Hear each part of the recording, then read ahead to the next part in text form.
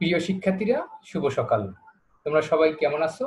আশা করি তোমরা সবাই অনেক অনেক ভালো আছো। আমিও অনেক ভালো আছি। তোমাদেরকে আমি জাতীয় বিশ্ববিদ্যালয়ের অনলাইন ক্লাসে স্বাগত জানাচ্ছি। তবে তোমাদের কাছে বিশেষ অনুরোধ, তোমরা অবশ্যই স্বাস্থ্যবিধি মেনে চলবে এবং সরকার যে সকল নির্দেশাবলী প্রদান করেন সেগুলো মেনে চলবে। তোমরা যারা মনোবিজ্ঞান বিভাগে পড়াশোনা করো এবং এখন বর্তমানে মাস্টার্স প্রথম পর্বে আছো, তাদের জন্য এই ক্লাস। তোমাদের এই বিষয়ের নাম মনোবৈজ্ঞানিক অভিক্ষা বা সাইকোলজিক্যাল টেস্টিং এবং এই সাবজেক্টের কোড নম্বর 413409। দেখো যে এর আগে আমি 11টা লেকচার দিয়েছি, আশা করি তোমরা এগুলো করেছো। আজকে আমার 12 নম্বর লেকচার এবং আজকে আমরা যে টপিক নিয়ে আলোচনা করব তা হলো নির্ভরযোগ্যতা। আর দেখো যে নির্ভরযোগ্যতা নিয়ে আগের দিনে একটা আমি লেকচার দিয়েছি, এটা আমার দ্বিতীয় এবং এই বিষয়ের উপর শেষ লেকচার। তো প্রিয় শিক্ষার্থীরা, যে চলো আমরা মূল বিষয়ে যাওয়ার আগে আমি আমার পরিচয়টা তোমাদের সামনে দিয়ে নিই।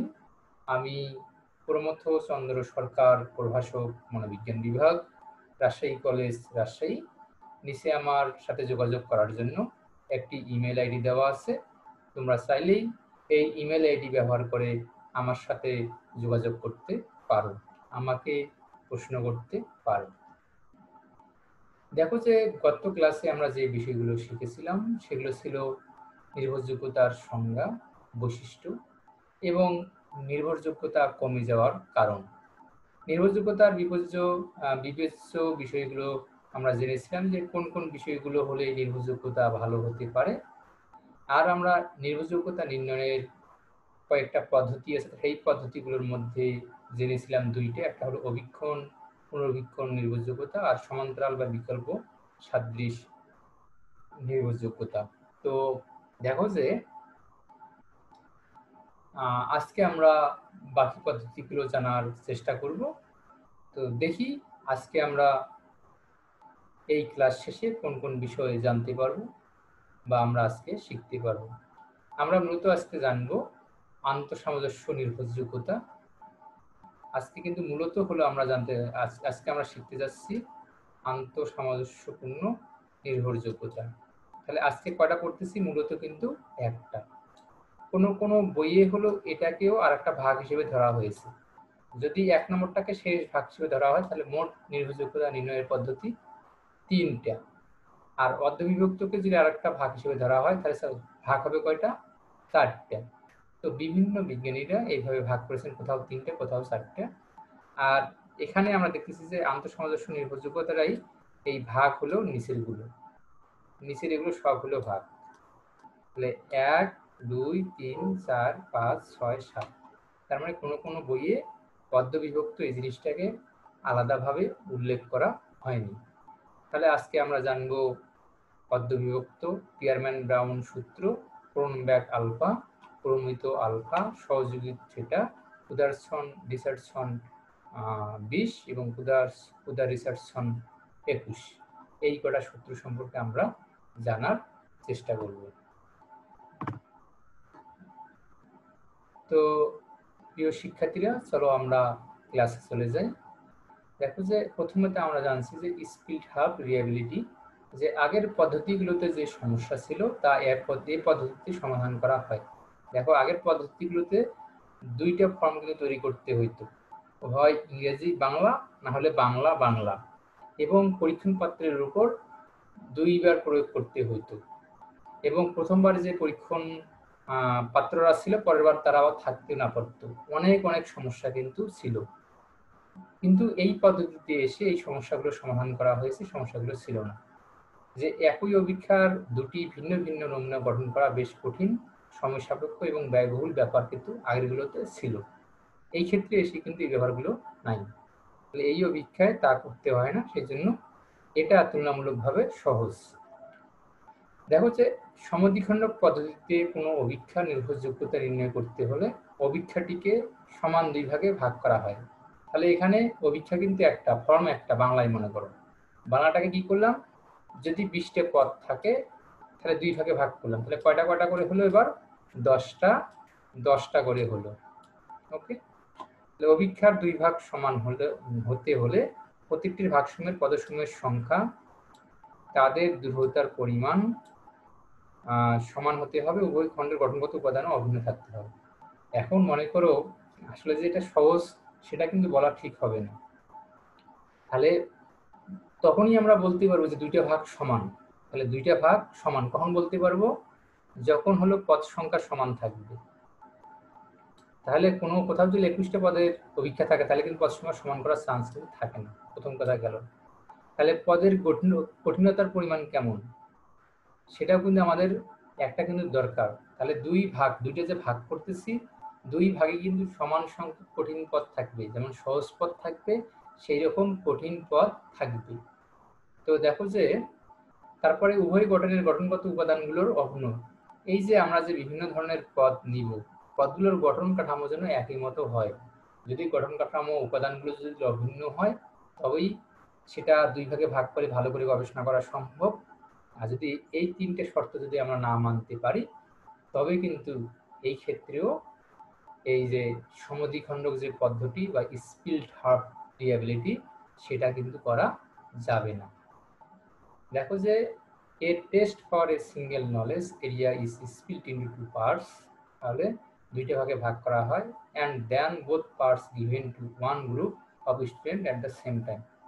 তাহলে 2টা পার্টেই হলো একই সাথে এখানে দেওয়া হয়। এটা তার মানে ভাগটা আগেও করা যেতে পারে পরেও করা যেতে পারে, কোনো সমস্যা নেই। মনে করো যে কোনো একটা অভিক্ষায় সত্যিকারের আইটেম ছিল কয়টা? 6টা, মানে পদ ছিল আইটেম 1 2 3 এভাবে কয়টা? 6টা। এটাকে 2 ভাগে ভাগ করলাম, তাহলে একটা ভাগে গেল, একটা অর্ধভাগে গেল 1 3 5 নম্বর পদ, আর একটা ভাগে গেল 2 4 6 নম্বর পদ। তাহলে 2টা আমরা সমান সমান পেয়েছি।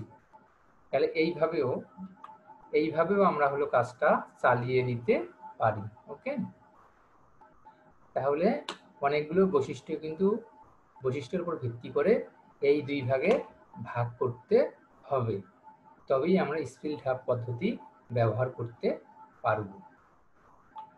দেখো এই 2টি খণ্ড একই অভিক্ষাতি দলের উপর একই সঙ্গে প্রয়োগ করা হয় এবং 2টি খণ্ডের সাপেক্ষের মধ্যে সহসম্পর্ক নির্ণয় করা হয়। তাহলে প্রথম খণ্ডের মানে রেজাল্ট যে পাইলাম, দ্বিতীয় খণ্ডের রেজাল্ট পাইলাম, তারপর তাদের হলো কোরিলেশন, মানে আর তো জানোই যে আর হলো বের করা হয়।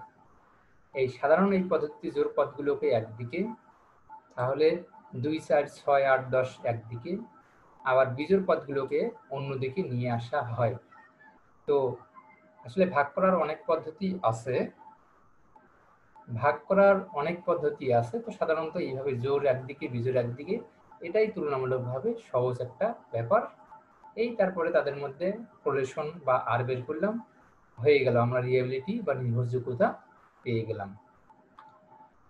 এমনভাবে ভাগ করতে হবে যে কাঠিন্যের মাত্রা এবং প্রতিক্রিয়ার হার যেন সমান হয়। তাহলে দেখো কাঠিন্যের মাত্রা যত বাড়ে, কঠিন যত হয়, তত প্রতিক্রিয়ার হার কিন্তু কম হয়।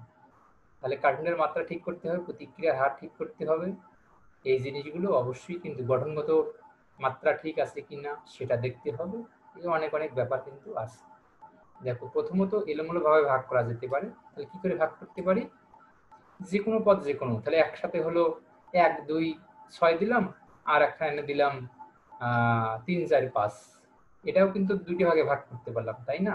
তাহলে একখানে দিলাম 1 2 6, আর একখানে হলো দিলাম 3 4 5, এটা তো 2টা ভাগে ভাগ হলো, তাই না? কিন্তু এটা হলো সাধারণত ঠিক নাও হতে পারে। তো এটাই হলো ভালো যে জোর একদিকে বিজোড় একদিকে, জোরগুলোকে নিয়ে কাজ করলাম, বিজোড়গুলোকে নিয়ে কাজ করলাম, কাজ হয়ে গেল।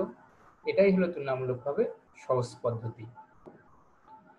দেখো যে সুবিধা আমরা জানি এবার এই স্পিল্ড হাফ পদ্ধতির সুবিধা কি, যে এই পদ্ধতি নির্ভরযোগ্যতা নির্ণয় করা অপেক্ষাকৃত সহজ, তুলনামূলক সহজ, মানুষজন কম লাগে, মানুষজনকে পাওয়াটাই কঠিন কাজ, সেই জন্য রুমে বসেই অনেক কাজগুলো এখানে করা যায়।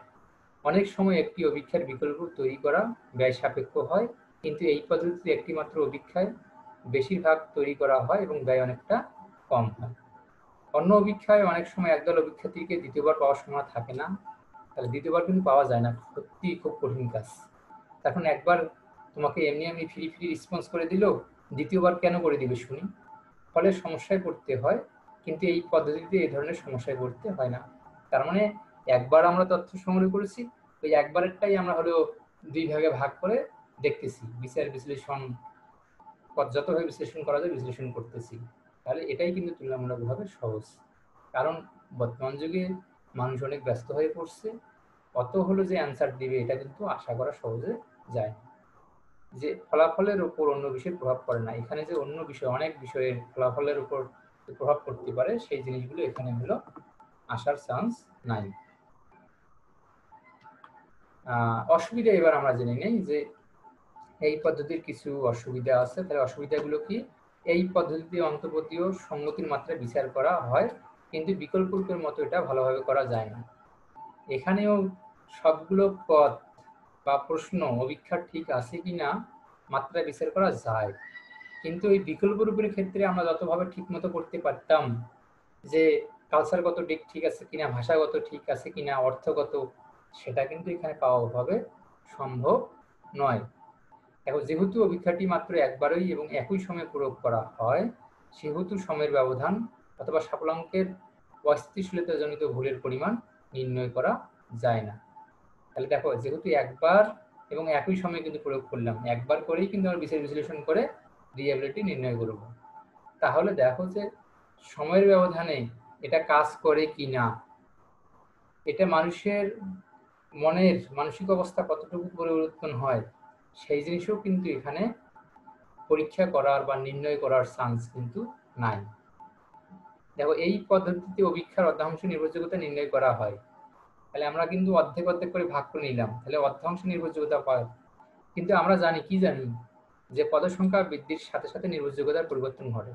তাহলে পদ সংখ্যা বৃদ্ধির ফলে দেখো যে যেখানে 6টার মধ্যে 3টা নিয়ে করলাম, আর 6টা নিয়ে করলে কি হতো, বাড়তিও পারতো কমতিও পারতো, যার ফলে এই পদ্ধতিতে নির্ণীত নির্ভরযোগ্যতা সম্পূর্ণ অভিক্ষার ক্ষেত্রে নির্ভরযোগ্যতা থেকে কম হয়। সাধারণত কি হয়, কম হয়।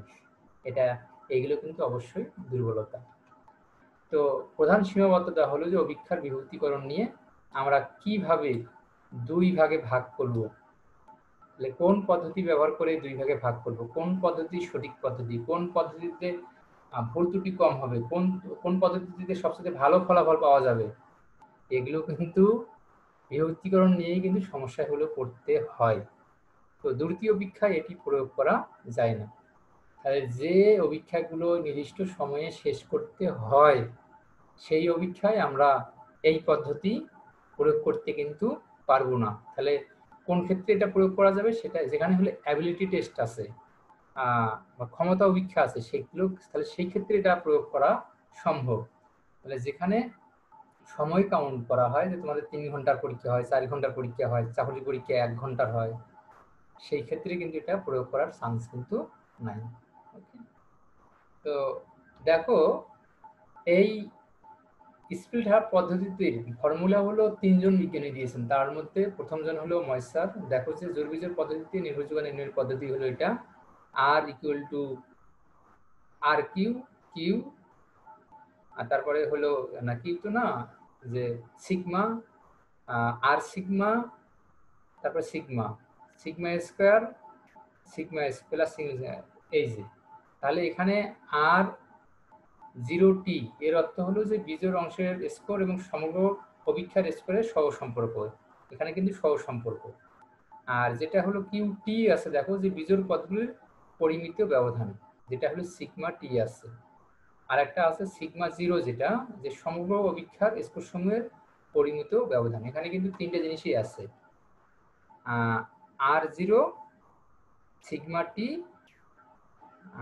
সিগমা 0, এগুলো। তো এই 3টে ব্যাপার হলো বললাম। এবার দেখো আরেকজন বিজ্ঞানীর নাম হলো রুলন।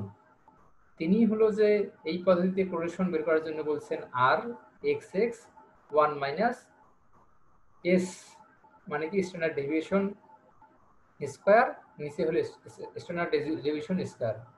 তো এই হলো সূত্র।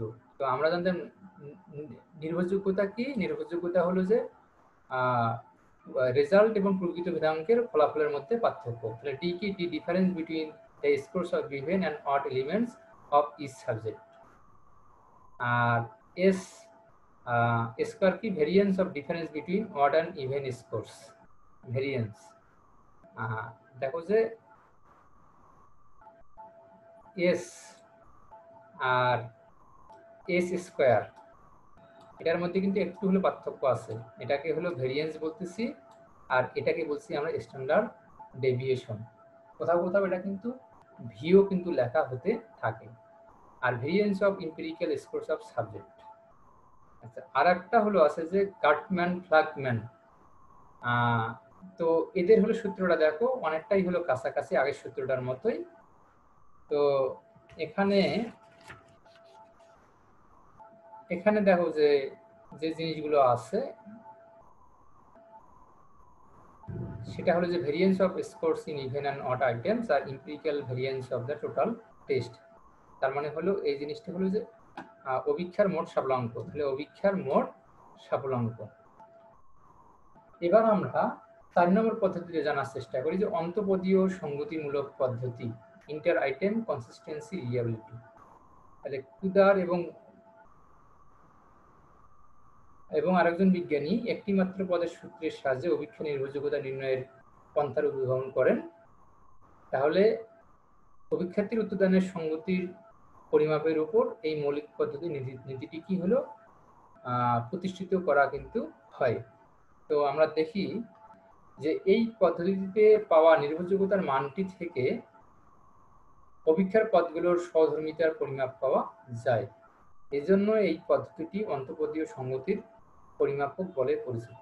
তাহলে মূলত এখানে যে ভিতরের পদগুলো ঠিক আছে কিনা সেই দিকে হলো সবচেয়ে বেশি নজর দেওয়া হয়। তার কারণ অভিক্ষার অন্তর্গত পদগুলোর পারস্পরিক সংগতি থেকে নির্ভরযোগ্যতা নির্ভর করা হয়। দেখো ভিতরের পদগুলোর যদি নির্ভরযোগ্যতা ঠিক মতো না থাকে তবে কিন্তু ওই অভিক্ষারও কিন্তু নির্ভরযোগ্যতা ভালো থাকতে পারবে না। তাহলে কি পদগুলোর অবশ্যই পারস্পরিক একটা সংগতি কিন্তু থাকতে হবে। দেখো যে এই আন্তঃসামঞ্জস্য নির্ভরযোগ্যতাকে আমরা ভাগ করতে পারি এভাবে। তো আমরা প্রথমটা পড়ে ফেলছি কিন্তু অলরেডি। দেখো অর্ধবিভক্ত যেটা সেটা পড়ে ফেলছি। এখন আমরা পড়বো পিয়ারম্যান ব্রাউন সূত্র, ক্রোনব্যাক আলফা, প্রমিত আলফা, সহগীয় থিটা, কুদার রিসেপশন 20 এবং কুদার রিসেপশন 21। তো প্রথমটা আমরা হলো জানার চেষ্টা করি। প্রথমটা দেখি কি ছিল যে Spearman brown split herb reliability. তো এখানে যে পদ সংখ্যা যত বেশি থাকে ভ্রান্তি তত কম হয়, পদ সংখ্যা যত বেশি নির্ভরযোগ্যতা তত বেশি হয়। কিন্তু পদ্ধতিটি তার উল্টো করি, প্রশ্নের সংখ্যা অর্ধেকে নামিয়ে নিয়ে আসি। এখানে মজার ব্যাপার দেখো যে আমরা জানি যে পদ সংখ্যা যতই আমরা বেশি নিব নির্ভরযোগ্যতার মানও তত হলো ভালো হবে। কিন্তু স্প্লিট হার্ভ পদ্ধতিতে আমরা যে কাজটা করি সেখানে হলো প্রশ্নের সংখ্যা কিন্তু অর্ধেকে নামিয়ে নিয়ে আসি। এখানেই কিন্তু হলো বড় সমস্যাটা আছে। তাহলে সেটা মূলত পূর্ণ অভিক্ষার নির্ভরযোগ্যতা না। তাহলে আমরা যে নির্ভরযোগ্যতা সেটা হলো কি অবশ্যই অর্ধেকের নির্ভরযোগ্যতা। তাহলে প্রতিটি অর্ধপূর্ণ অভিক্ষার তুলনায় অর্ধেক নির্ভরযোগ্য এবং তাদের আন্তঃসম্পর্ককে যে নির্ভরযোগ্যতা প্রদর্শন করে সেটিও পূর্ণ অভিক্ষার তুলনায় অর্ধেক।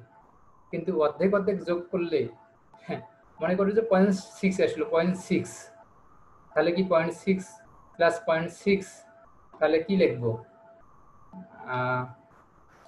দেখো যে 0.6 কি লিখবো? 0.6 যোগ 0.6 তাহলে 1.2 লিখবো। তাই তো হওয়ার কথা, তাই না? কিন্তু সত্যিকার অর্থে কি আমাদের রিলায়েবিলিটির মাত্রা কত বলেছিলাম মনে আছে? বলেছিলাম যে 0 থেকে 1 পর্যন্ত। কিন্তু কি হয়ে গেছে এখানে হয়ে গেছে 1.2। তার মানে এভাবে সরাসরি যোগ করার কিন্তু কোনো হলো চান্স নাই। তাহলে কিরকম হতে পারে সেই জিনিসটাই হলো এখানে দেওয়া আছে যে এই স্পিয়ারম্যান ব্রাউন এরকম একটা ফর্মুলা তৈরি করছেন, এর উপর ভিত্তি করেই হলো এটা। তাহলে আর টিটি যেটা সেটা হলো নির্ভরযোগ্যতা। তাহলে 2 আর এইচ যেটা সেটা হলো দুটি অর্ধেকের মধ্যে আন্তঃসম্পর্ক। তাহলে 2 আর এইচ কি দুইটি অর্ধেকের মধ্যে আন্তঃসম্পর্ক। আর এটা হলো কি যে মূল অভিক্ষা এবং অর্ধ অভিক্ষার মধ্যকার প্রশ্ন সংখ্যার অনুপাত। এই হলো এখানকার ব্যাখ্যাটা। দেখো ক্রোনবার্গ আলফা সম্পর্কে বলি যে এখন হলো সবচেয়ে জনপ্রিয় পদ্ধতি হলো এটা, সবচেয়ে জনবহুল পদ্ধতি এটা, বেশিরভাগ মানুষই হলো এটা ব্যবহার করে। কারণ সকল ধরনের পদের ব্যবহার উপযোগী, পদ কেমন হয় হোক, অপশন দুইটাই থাক চারটাই থাক, যেটা থাকে থাক, যে কোনো ক্ষেত্রে কিন্তু এটা ব্যবহার করা যায়। যতভাবে বিভক্তিকরণ করা যায় তার মান ব্যবহার করা যায় এখানে। সুতরাং এটা সবাই হলো ব্যবহার করে। কিন্তু দেখো যে সকল ধরনের প্রশ্নের জন্য ব্যবহার উপযোগী করেছে, আর ক্ষুদা রিসেপশনের সূত্রগুলি শুধুমাত্র বিপরীতমুখী প্রশ্নের জন্য ব্যবহার করা হয়েছে। যে উভয় ক্ষেত্রে যে অভিক্ষার বিভক্তিকরণ প্রয়োজন হয় না, এটার পিছনে যে ভূমিকা রেখেছে সেটা হলো সকল প্রকারের বিভক্তিকরণের ফলে একটি আপাত গড় মান ব্যবহার করা হয়। এটাই হলো এই জায়গার হলো মূল মজাটা। দেখবে যে কারোর কাছে তুমি ক্রোনবার্গ আলফা বা আলফার নাম তোমরা তো জানোই, এই যে এই চিহ্নটা বর্তমানে গবেষণার কাজে এই জিনিসটা প্রচুর পরিমাণে আমরা কিন্তু ব্যবহার করে থাকি। এবার দেখো যে কুদের রিচার্ডসন 20, যে এটা ক্রোনবার্গ আলফার বিশেষ গ্রুপ। তার মানে ক্রোনবার্গ আলফার উপর ভিত্তি করেই এই জিনিসটা তৈরি করা হয়েছে। তো এটা মূলত হলো বিপরীতমুখী পদের জন্য ব্যবহার করা হয়, যেমন সত্য মিথ্যা ডান বাম এগুলোর ক্ষেত্রে। আর ক্রোনবার্গ আলফা কিন্তু সবগুলোর ক্ষেত্রে কিন্তু কাজে লেগেছিল। যে 4টে option A B C D বা 5টা অপশন যে আমি সম্পূর্ণ একমত, জানি না, দ্বিমত, সম্পূর্ণ দ্বিমত, এরকম হতে পারে। কিন্তু এটার হলো শুধুমাত্র এই ক্ষেত্রে যে কেউ উত্তর না দিলেও এখানে সমস্যা নাই। অনেক আগের যে পদ্ধতিগুলো ছিল সেখানে কিন্তু কেউ যদি অ্যান্সার না দিত সেক্ষেত্রে কিন্তু আমরা সমস্যায় পড়ে যেতাম, তাহলে রিয়েবিলিটি কিন্তু ঠিকমতো আসতো না। কিন্তু এই ক্ষেত্রে কোনো সমস্যা নেই, উত্তর দেখ আর না দিলে সঠিকভাবে কিন্তু এখানে রিয়েবিলিটি বের করা সম্ভব। তো সূত্রটা নিচে দেওয়া আছে। দেখো যে এখানে হলো কে আর এন একই ব্যাপার, কিন্তু মানে হলো পদ সংখ্যা। আর এখানে আরেকটা জিনিস আছে একটু, যেটা হলো সিগমা স্কোয়ার। দেখো যে সম্পূর্ণ অভিক্ষার মোট স্কোরের ভেদাঙ্ক। তাহলে মোট স্কোরের ভেদাঙ্ক পি হলো যে প্রতিটি পদের উত্তরদাতার অনুপাত, পি হলো সঠিক উত্তরদাতার অনুপাত, আর কিউ হলো ভুল উত্তরদাতার অনুপাত। তাহলে দেখো জিনিসটা কত সহজ। এটা হলো কি, কে মানে হলো এন, তাহলে আর কে মানে এন হয়, আর এখানে পি হলো সঠিক উত্তরদাতার অনুপাত, কিউ হলো ভুল উত্তরদাতার অনুপাত, আর সিগমা হলো যে কি, এটা হলো কি ভেদাঙ্ক, যে সম্পূর্ণ অভিক্ষার মোট সাফল্যাঙ্কের ভেদাঙ্ক। এবার দেখো একই জিনিস, শুধু এখানে লেখা আছে 21। তো 20-এর সাথে এর পার্থক্য হলো এই যে এখানে সকল পদের কঠিনতা একই হতে হয়, তাই বেশ কঠিন। তাহলে যে ক্ষেত্রে কোনো অভিক্ষায় সকল পদের কঠিনতা একই মতো, সেই ক্ষেত্রে আমরা এটা ব্যবহার করি। যেহেতু পিকিউ নির্ণয় করতে হয় না, তাই পরিশ্রম কম হয়। আগের ক্ষেত্রে দেখো যে পিকিউ কিন্তু ছিল, এই ক্ষেত্রে কিন্তু পিকিউ আমরা ব্যবহার করছি না। বর্তমানে কম্পিউটার প্রযুক্তির উন্নতির ফলে 21 আর ব্যবহার করা হয় না। তো এখানে একটু আমার ভুল হয়ে গেছে, এই সূত্রটা অবশ্য না, যে কোনোভাবে এই মিস্টেকটা আশা করি ক্ষমা সুন্দর দৃষ্টিতে দেখব। তো প্রমিত আলফা নিয়ে এবার কথা বলি, আমাদের আরেকটা ধরনের নাম। যে ক্রোনবার্গ আলফা ছিল এলোমেলো পদের জন্য, শ্রেণীবিন্যস্ত ছিল না। তো তবে প্রমিত আলফার ক্ষেত্রে বিন্যাস অনুসারে সাজানো হয়, যেমন টি স্কোর, জেড স্কোর এগুলো। তাহলে এখানে কেমন করে কতটুকু অ্যান্সার হয়, অ্যান্সারের অনুপাত কেমন, সেটা কিন্তু সাজানো হয়। সাজানোর উপর ভিত্তি করে আমরা প্রমিত আলফা ব্যবহার করতে পারি। যে ক্রোনবার্গ আলফা ভেদাঙ্ক নিয়ে কাজ করে, আর প্রমিত আলফা আন্তঃসম্পর্ক নিয়ে কাজ করে, মানে কোরিলেশন নিয়ে। দেখো এর আগেরগুলোর কিন্তু আমাদের সবসময় কি ছিল, এস বা এস স্কোয়ার। এস মানে হলো আদর্শ বিচ্যুতি, আর এস স্কোয়ার মানে হলো কিন্তু ভেদাঙ্ক, অথবা আমরা কি সিগমা। দেখো আমরা কিন্তু সিগমা ব্যবহার করছি, একই জিনিস এগুলো।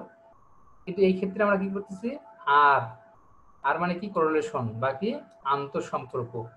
দুটো জিনিসের মধ্যে। এই ক্ষেত্রে আমরা এই জিনিসটা ব্যবহার করে করছি কাজ। তাহলে এটা অবশ্যই একটু ভিন্ন ধরনের পদ্ধতি। দেখো আমরা শেষ করে ফেলছি। তো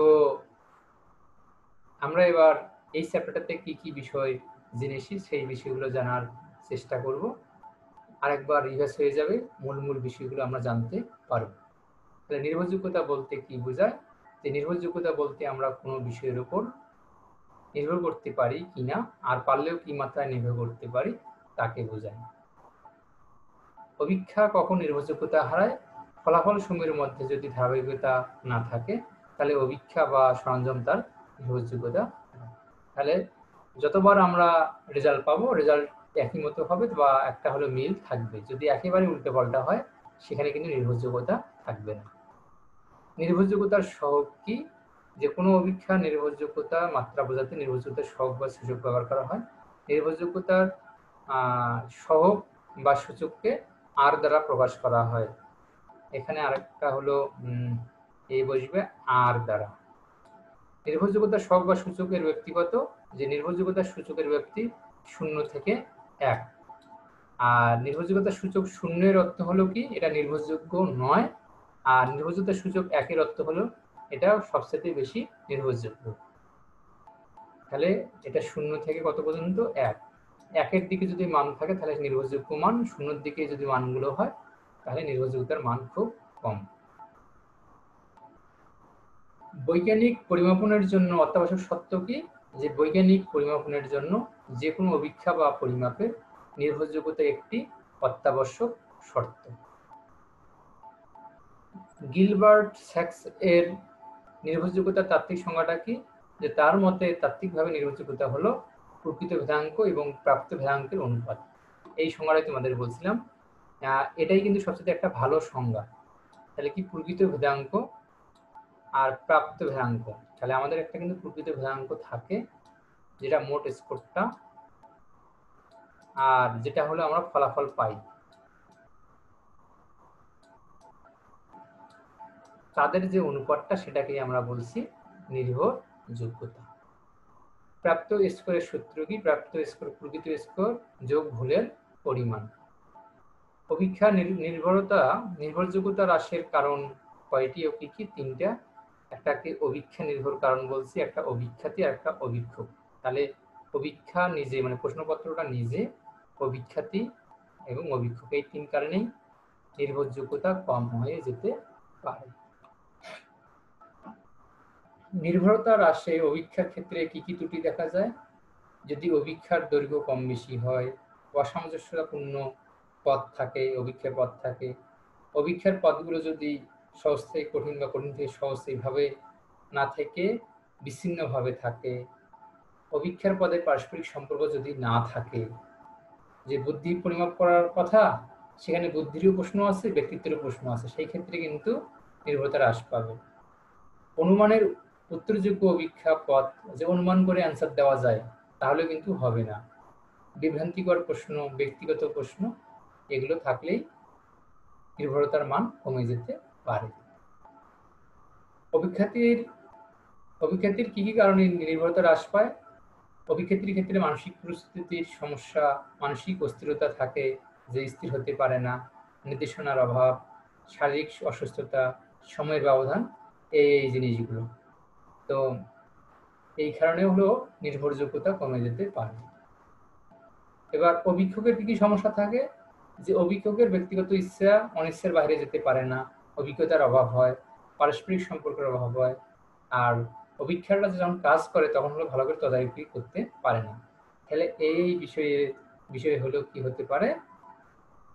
নির্ভরযোগ্যতার মান কমে যেতে পারে। দেখো যে অভিক্ষা নির্ভরযোগ্যতা বৃদ্ধিতে কি কি করতে পারি?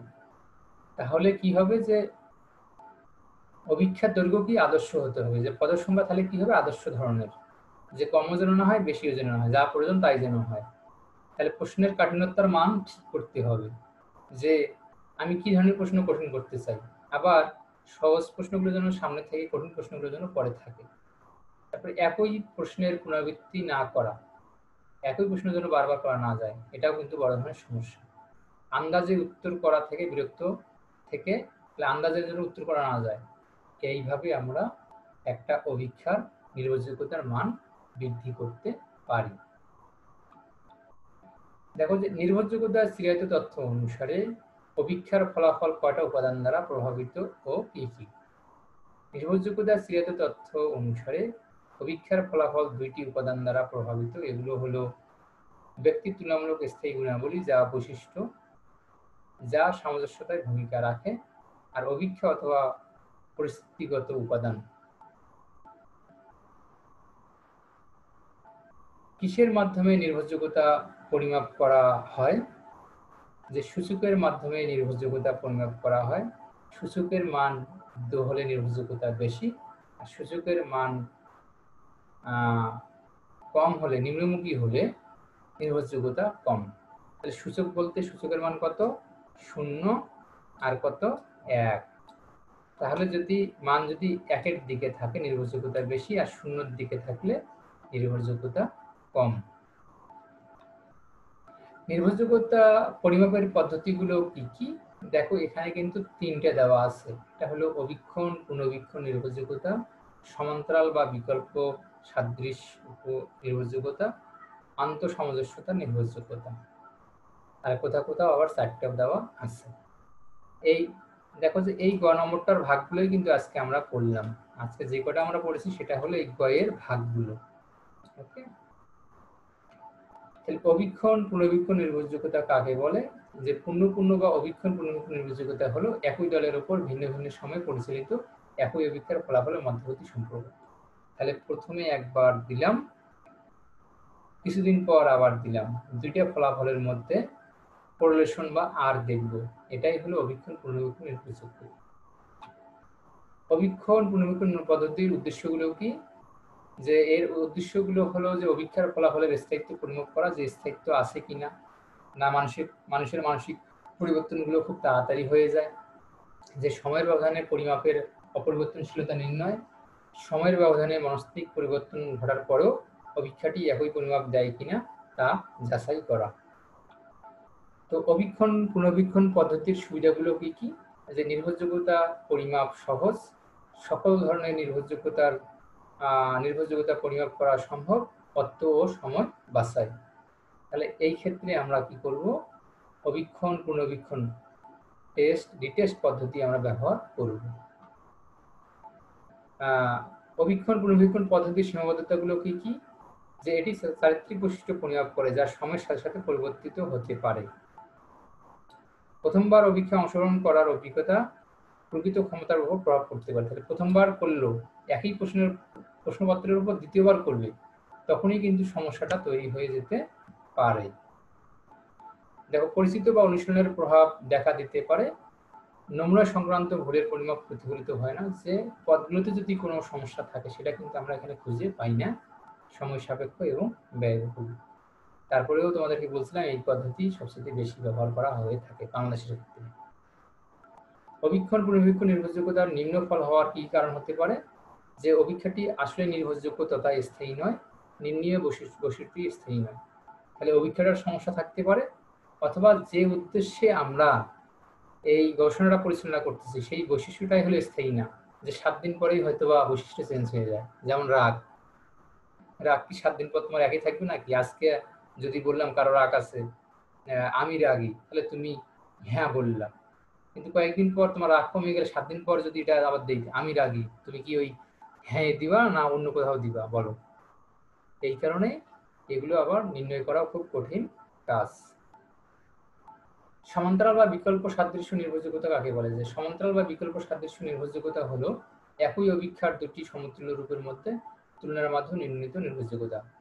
তাহলে এখানে বলছিলাম যে বাংলা ভার্সন আর ইংলিশ ভার্সন। তাহলে ইংলিশ ভার্সন তো আগে থেকেই আছে, ওটাকেই আমরা বাংলা করি। ইংলিশটা আগে দেই, 2 সপ্তাহ পর বাংলাটা দেই, তারপর এদের মধ্যে কোরিলেশন দেখি। আর আগেরটাতে ছিল দুটোই বাংলা ভার্সন। এই সমান্তরাল বা বিকল্প সাদৃশ্য নির্ভরযোগ্যতার সুবিধাগুলো কি কি? যে সমান্তরাল বা বিকল্প সাদৃশ্য নির্ভরযোগ্যতার সুবিধাগুলো হলো নমুনাদ্বয় একে অপরের থেকে ভিন্ন ভিন্ন, প্রতিক্রিয়াশীল আংশিকভাবে নিয়ন্ত্রণ করা হয়। সমান্তরাল নির্ভরযোগ্যতা সময়ের সাথে তুলনামূলক স্থিতিশীল, চারিত্রিক বৈশিষ্ট্যগুলো পরিমাপের ক্ষেত্রে আংশিক নিয়ন্ত্রণ করতে সক্ষম। পরিচিত বা অনুশীলনের প্রভাব অগভীর, ভুল সহজেই চিহ্নিত করা যায়। এই যে এখানে কিন্তু সুবিধাগুলো অনেকগুলো বেশি আছে। সমান্তরাল বা বিকল্প সাদৃশ্য নির্ভরযোগ্যতা পদ্ধতির সীমাবদ্ধতাগুলো, অসুবিধাগুলো কি কি? যে সময় সাপেক্ষ ও ব্যয়বহুল, যথেষ্ট হলে কঠিন। ইংলিশ মিডিয়াম মানে ইংলিশ ভার্সন থাকার কারণে এখানে কিন্তু সমস্যাটা তুলনামূলকভাবে বেশি থাকে। দেখো যে আন্তঃসামঞ্জস্য নির্ভরযোগ্যতা কাকে বলে।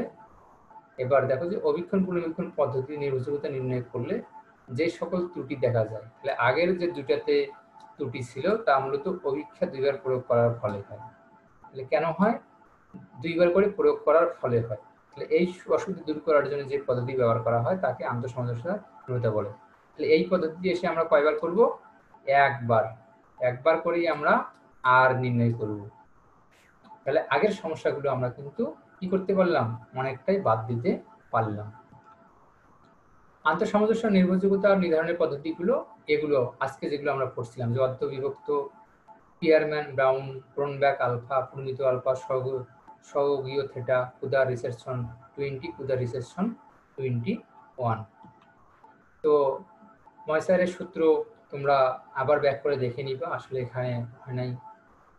ফ্লানাগানের সূত্র, ক্রোনব্যাক আলফার সূত্র, এগুলো সবকিছু দেখে নিও, আসতে পারে। বিশেষ সূত্র, বিশেষ সূত্র, এগুলো। তো তোমাদের কি কি সংক্ষিপ্ত প্রশ্ন আসতে পারে সেগুলো বলি। যে অবীক্ষা নির্ভরযোগ্যতা বলতে কি বুঝো? দেখো 2 লাইন লিখে কিন্তু ছেড়ে দিবা না। তোমার এটা যদি 5 মার্কের প্রশ্ন হয়, 5 মার্কের প্রশ্নের জন্য যত টাইম তত সময় কিন্তু লিখবা। এই যে তুমি হাফ পাতা 1 পাতা লিখে ছেড়ে দিবা আর তুমি সম্পূর্ণ মার্ক চাও, এটা কিন্তু হবে না। তাহলে পুনর্বীক্ষণ পদ্ধতি কি? অবীক্ষণ পুনর্বীক্ষণ নির্ভরযোগ্যতা বর্ণনা করো, অবীক্ষার খন্ডিত অর্ধ নির্ভরযোগ্যতা বর্ণনা করো, ইন্টারনাল কনসিস্টেন্সি পরিমাপের জন্য ক্রোনব্যাক আলফা কিভাবে কাজ করে, নির্ভরযোগ্যতার সাথে যথাযথতার সম্পর্ক কি, এই জিনিসগুলো কিন্তু তোমাকে অবশ্যই জানতে হবে। দেখো যে অবীক্ষা নির্ভরযোগ্যতা কি কি বিষয়ের উপর নির্ভর করে ব্যাখ্যা করো, পরিমাপনের ভ্রান্তি কমানোর জন্য কি কি কৌশল অবলম্বন করা যায়, পরীক্ষা নির্ভরযোগ্যতা নির্ণয়ের পদ্ধতি সমূহ বর্ণনা করো। পদ্ধতি সমূহ এখানে বলছে তোমাদের কাছে কোনো সময় একটা আসতে পারে, 2টা আসতে পারে, 3টে আসতে পারে, বা শুধু 3 নম্বরটা আসতে পারে। তো অবশ্যই তোমাদের এই দিকে নজর রাখতে হবে, ভালোভাবে আয়ত্ত করতে হবে। তো প্রিয় শিক্ষার্থীরা, তাহলে জেনে নেই আজকে আমরা কি জানছিলাম। তো আজকে আমরা জেনেছিলাম মূলত এটা আন্তঃসামঞ্জস্যতা নির্ভরযোগ্যতা, এর মধ্যে ছিল এগুলো সব জেনেছিলাম। অর্ধবিভক্ত, পিয়ারম্যান ব্রাউন সূত্র, ক্রোনব্যাক আলফা, পরিমিত আলফা, সহগীয় থেটা, কুদার রিসেপশন 20, 21। তো প্রিয় শিক্ষার্থীরা, যদি কোনো প্রশ্ন থাকে ইমেলের মাধ্যমে বা অন্য কোনো মাধ্যমে আমাকে জানাতে পারো, চিঠি লিখতে পারো। আশা করি তোমাদের প্রশ্নের আমি উত্তর দেওয়ার চেষ্টা করব। তো তোমরা কোন বইগুলো পড়তে পারো? 1 নম্বর পড়তে পারো, 5 নম্বর পড়তে পারো, 6 নম্বর পড়তে পারো। তো আমাদের দেশের প্রেক্ষাপটে মূলত হলো 1, 5, 6 হলো পড়া হয়ে থাকে। তো প্রিয় শিক্ষার্থীরা, এতক্ষণ থেকে আমার সাথে ছিলা, তোমাদেরকে আমি অনেক অনেক ধন্যবাদ জানাচ্ছি। তোমরা অবশ্যই পড়াশোনা করো, তোমাদের যে স্বপ্ন আছে স্বপ্ন পূরণে ঝাঁপিয়ে পড়ো। বাসায় বসে থাকার কোনো চান্স নেই, বাসাকে পিতা মাতাকে হেল্প করো, পড়াশোনা করো। যদি চাকরি করতে চাও চাকরির পড়াশোনা করো, যদি ব্যবসা করতে চাও ব্যবসার কাজে নেমে পড়ো, বসে থাকবা না, স্বপ্ন পূরণ করো। স্বপ্ন পূরণ করলেই মন ভালো থাকবে। তো ঠিক আছে, সবাই ভালো থাকো, আগামী ক্লাসে আবার দেখা হবে, ততক্ষণ টাটা, বাই বাই।